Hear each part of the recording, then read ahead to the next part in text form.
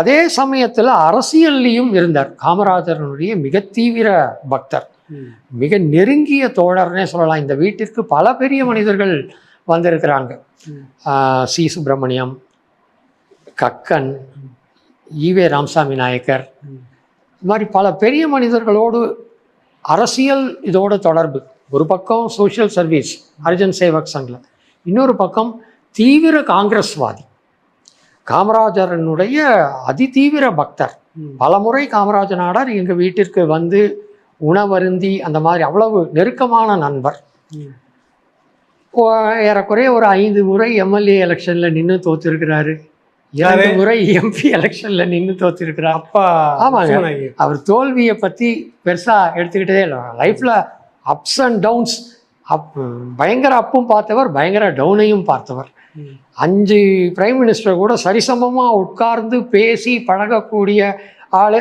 அடுத்த நாள் பார்த்தா டவுன் பஸ்ஸில் யார் கூடயாவது சாதாரண ஆள் கூட உட்காந்துட்டு வர்றதை பற்றி ஒரு இதாகவே நினைக்க மாட்டார். அந்த ஒரு இது பெருமை, இது தாழ்த்திங்கிற மாதிரியான ஒரு இதே கிடையாது அவருக்கு. நான் பெரிய மனுஷன் கூட பழகிறேன், நான் இவன் கூட பழகிறேன், எல்லாரையும் சரிசமமாக தான் பார்ப்பார். அந்த பழகக்கூடிய வாய்ப்பை அவர் வந்து எல்லாத்தையுமே ஹரிஜன் சேவைக்கு தான் உபயோகப்படுத்திக்கிட்டார்.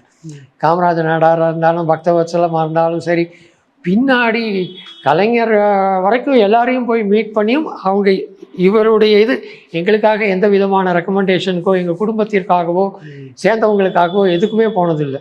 ஒரு பள்ளி, ஒரு ஐடிஐ எல்லாத்தையுமே ஆரம்பித்து நடத்தி அன்பழகன் ஐயாக்கிட்ட போய் உட்காந்து 2 வாத்தியாரோட தக்கர் பாபான்னு சொல்லிட்டு ஒரு பள்ளி நாங்கள் இன்னும் அந்த ஹாஸ்டலுக்குள்ளே நடத்திட்டு இருக்கிறோம், இது பண்ணிட்டு இருக்கிறோம். அதனால எதா இருந்தாலும் அவருடைய இது வந்து ஹரிஜன் சேவா, அதுக்காக தான் போய் பார்க்கறது, சந்திக்கிறது, எதுவும் இருந்தாலும் அங்கதான் அவருடைய நோக்கமே அதுதான். ஸோ தீவிர அரசியல். அதற்கு பிறகு காமராஜ் கூட தான் எல்லாமே. அவர் அதுக்கப்புறமா அரசியல் லாபம் அப்படிங்கிறத பற்றி பெருசாக யோசிச்சதே கிடையாது. அரசியல்ங்கிறது ஒரு சேவை செய்வதற்கான ஒரு அமைப்பு அப்படிங்கிற பாதையில் தான் அவர் வந்தார். அதனால் காமராஜ் ஐயா கூடவே தான் அவர் எப்பவுமே இருந்தார். பிறகு ஜனதா தளத்தில் இருந்தார். 2 முறை கோபிச்செட்டிப்பாளையம் முனிசிபாலிட்டிக்கு தலைவராக இருந்திருக்கிறாரு, நகரத்தந்தையாக இருந்திருக்கிறார். முதல் முறை நகரத்தந்தையாக இருந்த பொழுது கோபிச்செட்டிப்பாளையத்திற்கு குடிநீர் திட்டத்தை வகுத்து கொடுத்தவர் அவர். ஸோ இங்கே பக்கத்தில் ஒரு 6-7 கிலோமீட்டர் தள்ளி ஒரு வாட்டர் ரிசர்வாயர், அது கட்டுறதுக்காக எங்கள் குடும்பத்தின் சார்பாக 2.5 ஏக்கரா நிலம் கொடுக்கப்பட்டு அந்த ரிசர்வாயர் அந்த இடத்துல தான் இப்போவுமே இருக்குது.